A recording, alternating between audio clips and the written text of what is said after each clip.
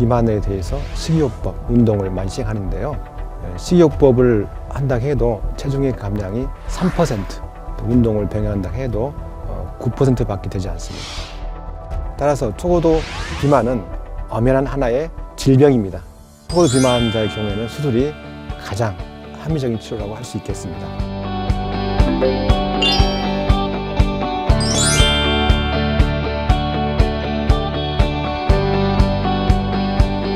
안녕하세요. 원광대학교 병원 가정의학과 한아름 교수입니다. 건강하고 아름다운 몸매를 만들어서 바디 프로필 사진을 찍는 것이 유행처럼 번지고 있는데요. 이와는 반대로 초고도 비만으로 고통받고 자신을 드러내기를 두려워하는 분들이 많습니다. 성인 초고도 비만의 경우 운동, 식이요법, 약물 치료로 치료하기가 힘들고요. 수술이 가장 효과적인 방법이라고 하는데요. 원광대학교 병원 초고도 비만의 해결사, 위장관 외과 광동백 교수님께 비만대사 수술에 대해 들어보겠습니다. 교수님 안녕하세요. 안녕하세요. 반갑습니다. 네. 위장관외과 강동백 교수입니다. 초고도 비만을 탈출하기 위해서는 그 누구보다도 교수님을 만나봐야 할 것 같아요. 비만자의 체중 감량 경우 운동, 식이요법, 약물로 되거든요. 근데 초고도 비만자들 역시 같은 방법으로 꾸준히 치료하면 체중을 감량할 수 있을까요? 네, 좋은 질문입니다. 여러 환자들께서 비만에 대해서 식이요법, 운동을 많이 시행하는데요. 식이요법을 한다 해도 체중의 감량이 3%, 또 운동을 병행한다 해도 9%밖에 되지 않습니다. 또한 많은 환자들께서 약물 치료하는데요. 약물 치료한다 해도 요현상이 발생하게 되죠. 그렇기 때문에 초고도 비만자의 경우에는 수술이 가장 합리적인 치료라고 할 수 있겠습니다. 저도 그렇게 생각이 됩니다. 초고도 비만자를 운동, 식이요법, 약물 치료로 제가 치료해 본 적이 있어요. 근데 늘 한계에 부딪히곤 했죠. 맞습니다. 식이요법, 운동으로는 치료가 거의 불가능합니다. 약물 치료 또한 97%에서 다시 요현상이 발생하지요. 따라서 초고도 비만은 엄연한 하나의 질병입니다. 이미 여러 합병증을 동반하고 있기 때문에 생명까지 유토하는 경우가 많습니다. 이 때문에 2019년 1월부터요 비만 대사 수술이 건강보험에 적용이 되었습니다. 그래서 원래는 1,000만 원 넘는 수술이었죠. 근데 지금은 20%의 본인 부담금만 내시면 다양한 수술을 받을 수 있게 되겠습니다. 그렇다면 수술보험 기준은 어떻게 되고 또 수술은 어떤 경우에 권장될까요? 네, 비만의 진단과 분류는요 체질량 지수를 사용하게 됩니다. 체질량 지수가 35 이상이거나 30이면서 여러 대사관리 합병증이 있는 경우, 또한 체질량 지수가 27.5 이상이면서 잘 조절되지 않는 당뇨병이 앓고 있다면 수술을 고려할 수 있고요. 이러한 경우가 건강보험의 적용 대상이 되겠습니다. 비만 대사 수술 종류가 많던데 사람마다 적합한 수술이 조금은 다를 것 같습니다. 맞죠? 그렇죠. 개인의 체질량 지수, 영양 상태, 당뇨 등이 있는 경우 여러 가지 고려해서 수술 방법을 선택하게 되겠습니다. 현재 국내에서 가장 많이 시행되는 수술은요, 위 소매 절제 수술인데요.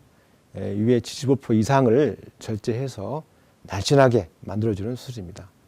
최근에는 동양인에 적합한 우회수를 추가한 위 소매 절제술 플러스 등을 환자 맞춤형 치료를 할 수 있겠습니다. 아, 그래요? 그런 수술들은 어떻게 진행되나요?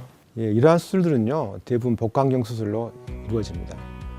지름이 1 내지 1.5cm 되는 추간침을 이용해 가지고 복강 내에 삽입해서요 고성능 카메라와 다양한 복강 기구를 사용해야 되는데요. 알다시피 복강경 수술은 개복술에 비해서 환자의 통증이 적고요 상처 관리 상당히 편합니다. 회복이 빠르기 때문에 비만 대사 수술에 가장 적합한 방법이라 할 수 있겠습니다. 그런데 다른 수술도 마찬가지지만 수술에 대한 편견과 부담을 갖는 분들이 많아요. 비만 대사 수술은 안전한가요? 네, 현재 비만 대사 수술의 사망률은 0.2%로 매우 낮습니다. 또한 수술 후 합병증은 5% 미만이죠. 평균 입원 기간은 3 내에 5일 정도 되고요. 일상생활로 복귀는 대부분 2주 내에 가능합니다. 오히려 초고도 비만 자체에 따른 합병증과 사망률이 20% 이상 매우 높습니다. 따라서 수술을 통해서라도 초고도 비만을 치료하는 것이 가장 안전하고 합리적인 치료를 할 수 있겠습니다. 보온적용도 되고 안전하니 초고도 비만자에게는 절망 속의 한 줄기 빛과 같은 소식일 것 같은데요. 수술을 하면 체중이 얼마나 감량되는지, 약물 치료로는 5% 이상 감량되면 효과가 있다고 하거든요. 얼마나 감량되나요?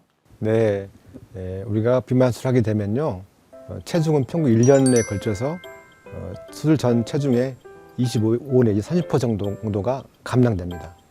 쉽게 말씀드리면 이 100kg 정도 되는 고도 비만자 경우에요, 수술을 통해서 약 70kg까지 빠질 수 있다는 거죠. 수술 직후에 3 내지 6개월 내는 아주 빠른 속도로 감량되고요. 그 후에 천천히 감량돼서 1년 내지 6개월까지 감량되죠. 그 후에는 그 체중이 유지할 수 있겠습니다.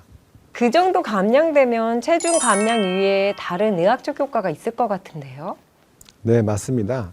체중 감량뿐만 아니라 비만 수술은요, 대사 질환에 관련 여러 가지 당뇨, 고혈압, 고지혈증 같은 여러 합병증이 아주 개선되게 되겠습니다. 다만 이러한 호조는 개인의 요소와 노력 정도에 따라서 크게 달라질 수 있겠습니다. 정말 드라마틱한 치료 효과입니다. 약물 치료는 얻기 힘든 결과예요. 수술 전후의 과정을 소개해 주세요. 네, 먼저 환자분들께서 저희 비만 대사 센터를 방문하게 됩니다. 그러면 먼저 이 환자분께서 수술 적응증이 되는지 확인하고요. 또 마취를 위해서 수술 위험성을 높이는 질환이 있는지 확인하게 됩니다. 또 여러 가지 내과적, 정신과적, 영양학과적 치료를 평가를 하게 되고요. 치료 방법과 위험도에 대한 평가를 하게 됩니다. 또한 수술 날짜를 잡고 검사가 진행되는 동안에도 여기 계시는 비만 전문가 함라는 교수님을 통해서 체중의 일부가 감량시키면서 최상의 컨디션을 만들면요, 수술의 극대화를 할 수 있겠습니다. 네, 저도 교수님의 수술이 성공적인 결과를 얻기 위해서 열심히 도와드리겠습니다. 감사합니다. 수술 후에는 저와 어떤 치료를 해주실 건가요? 네, 이 수술은요, 새로운 삶으로 첫발 내딛는 것과 같습니다.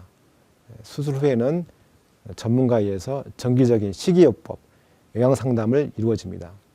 또한 전문 영양사에 의해서 단계적인 식단에 의해서 관리, 새로운 식사 패턴에 대한 영양교육을 진행됩니다. 또한 수술 발생할 수 있는 여러 합병증을 최소화하기 위해서 전문의의 관리도 필수적입니다. 그리고 수술 후 결핍될 수 있는 여러 비타민, 미네랄, 그리고 단백질을 체크하고요. 식이요법과 운동요법도 같이 진행됩니다. 수술 전에는 가정의학과 저한테 오셔서요, 운동 및 식이요법, 그리고 필요시에는 약물 치료를 할 수 있고요. 수술 전 검사가 진행되는 동안에도 여러 가지로 알차게 시간을 보내면 좋을 것 같습니다. 그 밖에 검사와 수술 과정에 대해서 설명해 주시겠어요? 네, 수술 전에는요, 수술에 여러 가지 마취 합병증이 있기 때문에 여러 가지 과, 소화기 내과, 순환기 내과, 호흡기 내과 등을 통해서 검사하게 되고요. 비만 코디네이터를 통해서 수술에 관련된 상담 내용을 이루어집니다. 수술은 비만 수술 전문의에서 진행되고요. 평균 3 내지 5일 동안 입원하게 됩니다. 또한 2주 후에는 일상생활에 복귀가 가능하지만요, 한 달 정도는 주어진 프로토콜에 따른 식사 패턴을 이해하는 게 좋겠습니다. 그 후에도 지속적으로 여기 계시는 가정의학과 함라는 교수님을 방문하셔서 안전하고 효과적인 체중 감량을 이룰 수 있겠습니다. 그렇군요. 비만 대사 수술에 대해 정말 자세하게 알게 된 시간이었던 것 같습니다. 초고도 비만은 난치병에 해당합니다.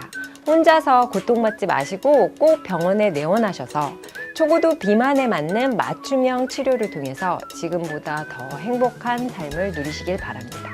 지금까지 원광대학교 병원 위장관 외과 전문의 강동백 교수님과 함께했습니다. 감사합니다. 감사합니다.